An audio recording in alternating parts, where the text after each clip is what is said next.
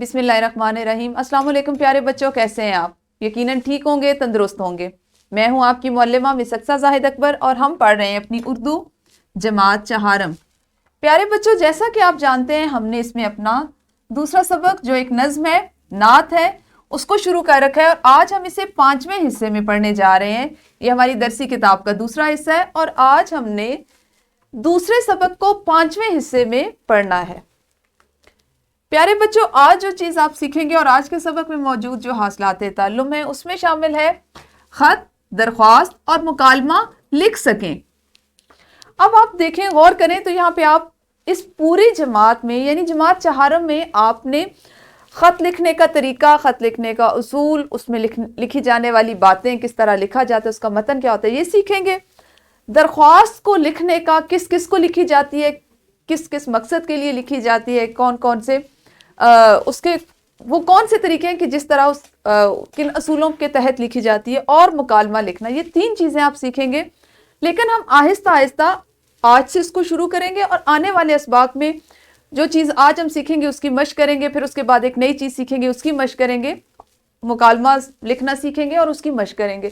اس سے کیا ہوگا کہ ہمیں آپ یہ اس قابل ہو جائیں گے کہ جس وقت آپ جماعت چہارم سے جماعت پنجم میں جائیں تو آپ کی خط، درخواست اور مکالمہ لکھنے کی صلاحیت اتنی اچھی ہو سکے کہ آپ کو، اگر آپ کو پتا ہو کہ خط کس کو لکھا جاتا ہے، کس مقصد کے لیے لکھا جاتا ہے، درخواست کہاں کہاں لکھی جاتی ہے اور کون سی ایسی مطلب کہاں کہاں ہم نے اپنے کون سے کام کروانے ہو تو ہم درخواست لکھتے ہیں، اور مکالمہ کس کے درمیان ہوتا ہے، کیسے لکھا جاتا ہے۔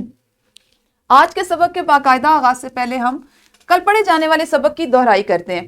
پیارے بچوں، آپ کے سامنے 3 جملے لکھے ہوئے دکھائی دے رہے ہیں، میں یہ تینوں آپ کے سامنے پڑھوں گی اور آپ نے مجھے بتانا ہے کہ ہم چونکہ پڑھ رہے تھے اس سے پہلے مرکب اور مفرد جملے، کہ اس میں سے مفرد جملہ کون سا ہے، مرکب جملہ کون سا ہے، اور ہم کس بنیاد پہ اس کو مرکب کہتے ہیں اور کس جملے کو ہم کس بنیاد پہ مفرد کہتے ہیں۔ یہ وہ چیزیں جو آپ کو کل میں نے سکھائی تھیں۔ سب سے پہلا جملہ ہے، نبی اکرم صلی اللہ علیہ وآلہ وصحبہ وسلم نے امانت میں خیانت نہ کرنے کا حکم دیا۔ دوسرا ہے، اسلام سے قبل عربوں میں بتوں کی عبادت کرنا اور لڑکیوں کو زندہ دفن کرنا عام تھا۔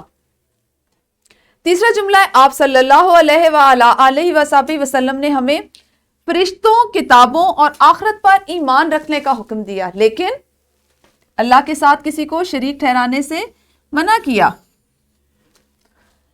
اب آپ نے کیا کرنا ہے کہ پہلے تو آپ نے مجھے ان 3 جملوں کا بتانا ہے، آپ نے باری باری ہاتھ کھڑا کرنا ہے اور مجھے بتانا ہے کہ کون سا جملہ، کس جملے کو ہم مفرد جملہ کہیں گے اور کس کو ہم مرکب جملہ کہیں گے۔ سب سے پہلا جملہ پڑھیں اور مجھے بتائیں۔ جی بالکل صحیح، سب سے پہلا جملہ ہے مفرد جملہ۔ آپ کو کیسے پتا چلا کہ یہ جملہ مفرد ہے؟ ہاں جی، کیونکہ اس میں ایک ہی خیال، ایک ہی مفہوم کو ظاہر کیا گیا، ایک ہی بات کی گئی ہے۔ دوسرا جملہ، اسلام سے قبل عربوں میں بتوں کی عبادت کرنا اور لڑکیوں کو زندہ دفن کرنا عام تھا۔ صحیح کہا، یہ ہے مرکب جملہ۔ اس کو کیوں مرکب کہا؟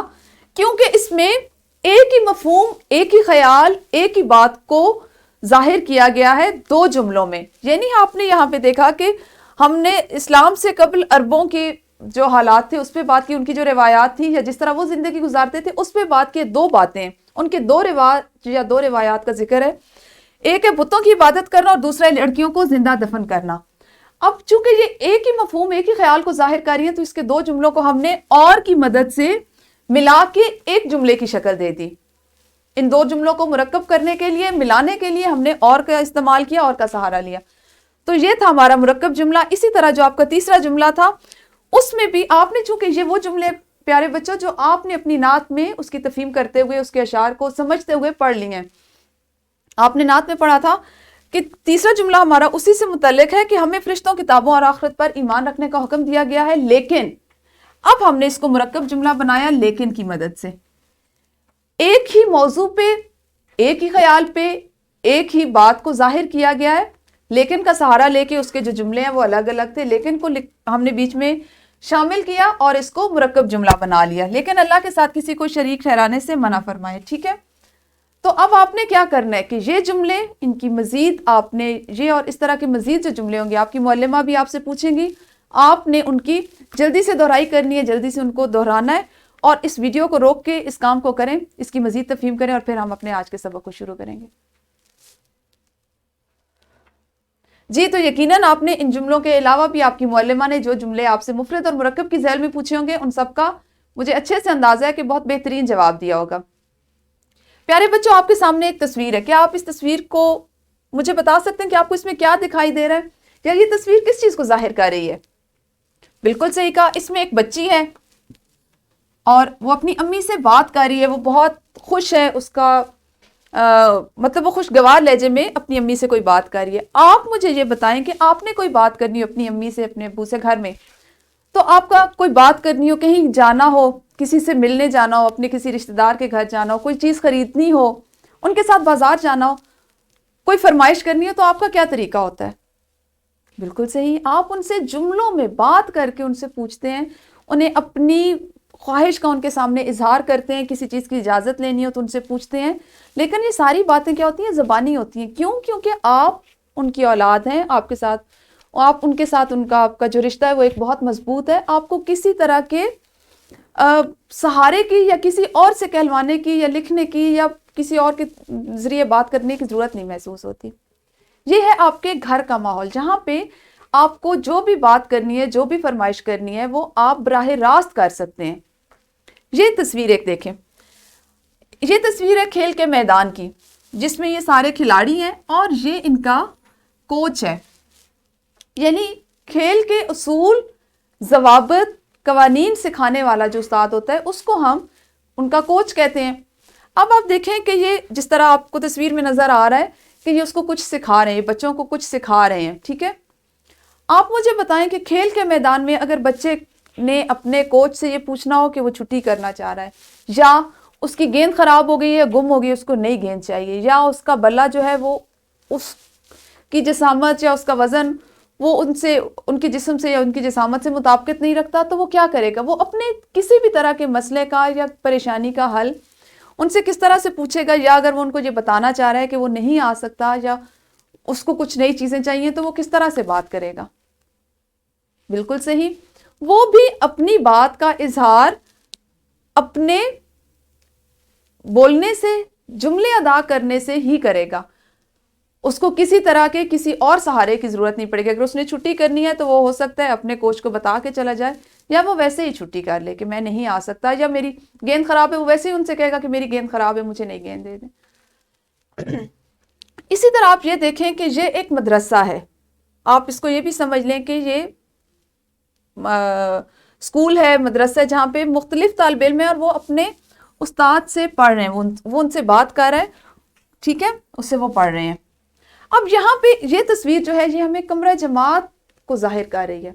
ہمیں اس تصویر کو دیکھ کے اندازہ ہو رہا ہے کہ یہ کمرہ جماعت ہے، جہاں پہ معلم ہے، استاد ہیں، اور وہ اپنے شاگردوں سے بات کر رہے ہیں، طلباء سے بات کر رہے ہیں۔ اب یہاں پہ ایک اور ماحول ہے، آپ خود کو اب فوراً سے اس جگہ پہ رکھ رہے ہیں، آپ طالب علم ہیں، آپ شاگرد ہیں، آپ کے سامنے آپ کے معلم اور آپ کی معلمہ موجود ہیں۔ اب آپ جب ان سے کچھ پوچھنا ہوتا ہے جو جماعت میں آپ کر رہے ہیں، جیسے آپ نے جو کام کیا، پڑھا، آپ کو اس میں سے کچھ سمجھ نہیں آئی، الفاظ معنی کی آپ کو شاید کچھ سمجھ نہیں آئی، آپ باہر جانا چاہ رہے ہیں، آپ نے اٹھ کے ان سے اجازت لی، آپ نے کوئی کام پوچھنا ہے، آپ اٹھیں گے، ان سے مؤدبانہ انداز میں بات کریں گے، پوچھیں گے، اور وہ آپ کو اس مسئلے کا حل بتائیں گے۔ لیکن اگر آپ نے چھٹی کرنی ہے، آپ کے گھر میں کوئی پریشانی ہے خدا نخواستہ، آپ نے اپنے امی ابو کے ساتھ کسی ضروری کام سے جانا ہے، آپ کے کسی بڑے بھائی کی یا بہن کی شادی ہے، آپ کے ماموں خالہ کی شادی ہے، یا آپ کو کوئی بھی کسی بھی طرح کا ایسا مسئلہ جو آپ کو گھر اور اسکول کے درمیان میں درپیش ہے، اور آپ نے اس کی اجازت اپنے معلم معلمہ سے لینی ہے، تو اس کے لیے آپ کا کیا طریقہ ہوگا؟ یقیناً اس کے لیے آپ ان کو درخواست لکھیں گے۔ آپ میں سے بہت سے ایسے بچے ہوں گے جنہوں نے درخواست لکھنا سیکھ لیا ہوگا، کیونکہ ہم نے درخواست نویسی جماعت سوم میں بھی پڑھا ہے، ہم نے اس کی مشق جماعت سوم میں بھی کی ہے۔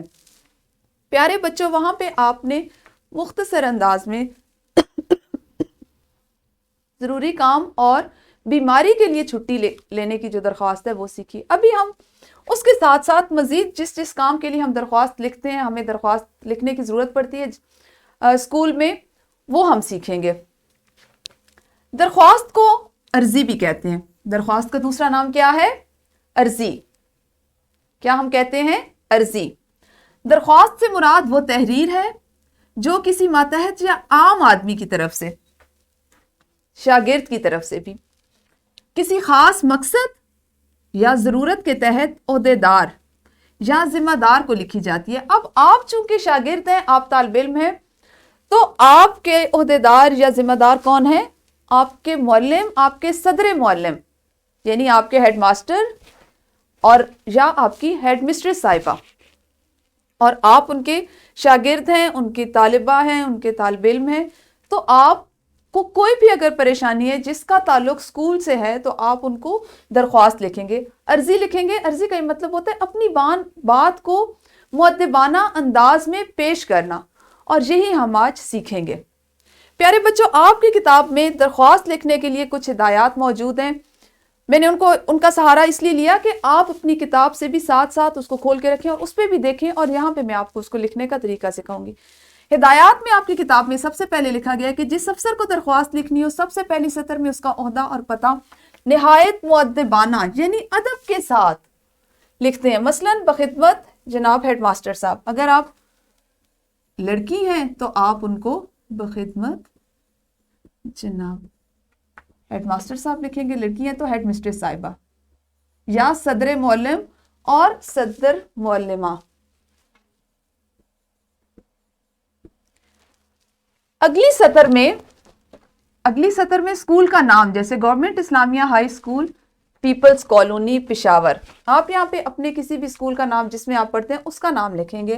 ہم نے چونکہ آپ کو سمجھانے کے لیے لکھا ہے تو یہ پہلی آپ کی سطر میں یہ آ گیا، دوسری میں آپ نے لکھ دیا گورنمنٹ اسلامیہ ہائی اسکول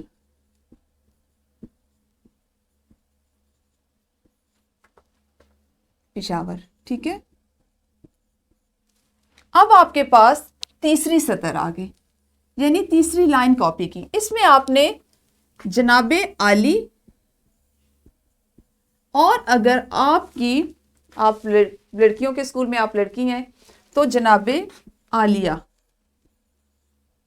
ٹھیک ہے۔ اس کے بعد آپ نے چوتھی سطر میں یہاں سے مؤدبانہ گزارش ہے یا آپ یہ بھی لکھ سکتے ہیں، اور آپ یہاں پہ لکھ سکتے ہیں التماس ہے۔ یہ وہ جملے ہیں پیارے بچوں جو ہم کسی کو ادب دینے کے لیے، ان سے ادب سے بات کرنے کے لیے جو رائج ہیں اور جن کا ہم استعمال کرتے ہیں، یہ لکھنا ہے۔ اس کے بعد آپ نے اپنا مقصد، جس مقصد کے لیے آپ درخواست لکھ رہے ہیں، اس کو ظاہر کرنا ہے۔ اب درخواست کا مقصد بہت صاف اور آسان الفاظ میں لکھیں۔ آپ کس مقصد کے لیے درخواست لکھ رہے ہیں؟ آپ کو ضروری کام کے لیے درخواست لکھنی ہے، اس کے لیے چھٹی چاہیے۔ آپ بیمار ہیں، اس کے لیے آپ کو چھٹی چاہیے۔ آپ نے کہیں جانا ہے، اس کے لیے آپ کو چھٹی چاہیے۔ جو بھی آپ کا مقصد ہے، آپ نے اس کو بہت آسان اور صاف الفاظ میں لکھنا ہے۔ پھر 5ویں نمبر پہ آپ نے اپنا مقصد بیان کرتے ہوئے اپنے افسر کے ادب اور احترام کا پورا لحاظ رکھنا ہے۔ میں نے جیسے آپ کو بتایا، درخواست کا مطلب عرضی ہوتا ہے، یعنی اس میں ادب جو ہے وہ ملحوظ خاطر رکھنا چاہیے۔ یہ جب آپ نے اپنا مقصد بیان کر لیا تو پھر آپ نے آخر میں عین نوازش ہوگی، یعنی اس کا مطلب یہ ہوتا ہے آپ کی بہت مہربانی ہوگی، ہم آپ کے شکر گزار ہیں۔ عین نوازش ہوگی کہ آپ نے ہمیں جس مقصد کے لیے بھی ہم نے درخواست لکھی اس پہ غور کیا، اس پہ ہمیں اس کے مطابق اجازت دی، ہماری مدد کی، تو اس پہ آپ کی عین نوازش ہوگی آپ کے لیے۔ آپ نے اس کو لکھنا ہے عین آپ کی بہت، یعنی اس کا مطلب ہوگا آپ کی بہت مہربانی ہوگی، ٹھیک ہے۔ سب سے آخر میں یہاں پہ آپ نے ایک سطر چھوڑنی ہے، اور یہ جو آپ کے پاس بائیں جانب ہے یہاں پہ آپ نے لکھنا ہے العارض، اور اسی طرح اگر لڑکی ہیں تو وہ لکھیں گی العارضہ۔ اس کے نیچے آپ نے اپنا پورا نام لکھنا ہے، یہاں پہ آپ نے اپنی جماعت کا نام لکھنا ہے، اپنا فریق لکھنا ہے، اور العارض کے دائیں جانب جو آپ کے اسی لائن پہ، اسی سطر پہ آپ نے تاریخ لکھنی ہے، ٹھیک ہے، دائیں کونے میں آپ نے تاریخ دائیں جانب لکھنی ہے اور بائیں جانب آپ نے العارض کے نیچے اپنا نام، اپنا پتہ، یعنی آپ جس جماعت میں پڑھتے ہیں، کون سا فریق ہے آپ کا، اور وہ آپ نے لکھنا ہے. تاریخ لکھنی ہے آپ نے اس طرح سے یہاں پہ اردو میں، جیسے آج 11 فروری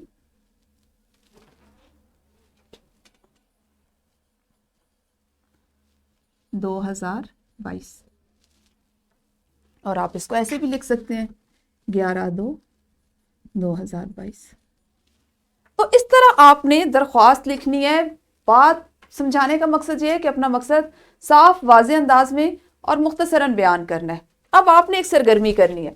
سرگرمی آپ کے لیے یہ ہے کہ میں نے آپ کے لیے ایک خاکہ جو ہے درخواست لکھنے کا وہ بنایا ہے. آپ نے، آپ کی معلمہ آپ کو دکھا رہی ہیں، انہوں نے آپ کے لیے چارٹ پہ ایسا خاکہ بنایا ہوگا، ہو سکتا ہے وہ آپ کو تختہ تحریر پہ ایسا خاکہ، ایسا نقشہ بنا کے دکھاتی ہیں. آپ نے کیا کرنا ہے کہ ہر بچے نے ہاتھ کھڑا کرنا ہے، اپنی معلمہ کو بتانا ہے کہ اس میں کہاں پہ کیا لکھیں گے. جیسے بخدمت میں نے لکھ دیا تو کوئی بچہ آئے گا، وہ اس کو آ کے اس کے سامنے جو چیز لکھی جائے گی وہ لکھے گا، پھر دوسرا. پھر اپنی معلمہ کی ہدایات کو غور سے سنیں اور اس سرگرمی کو ابھی جماعت میں سر انجام دیں. جی یقیناً آپ نے اس خاکے کے مطابق یا اس خاکے میں ایک درخواست لکھ لی ہوگی. ٹھیک ہے، اب آپ کا جو آج کا گھر کا کام ہے، جو اپنے گھر سے سر انجام دینا ہے، وہ ہے آپ کی کتاب کا سوال نمبر 9. سوال نمبر 9 ہے کہ اپنے اسکول کے صدر معلم یا صدر معلمہ کے نام درخواست برائے رخصت لکھیں. چھٹی کے لیے آپ نے درخواست لکھنی ہے اور آپ نے کوشش کرنی ہے کہ جو آپ درخواست برائے رخصت لکھیں، یہ درخواست برائے رخصت ضروری کام ہو. ٹھیک ہے، یہ آپ نے گھر سے کر کے لانا ہے.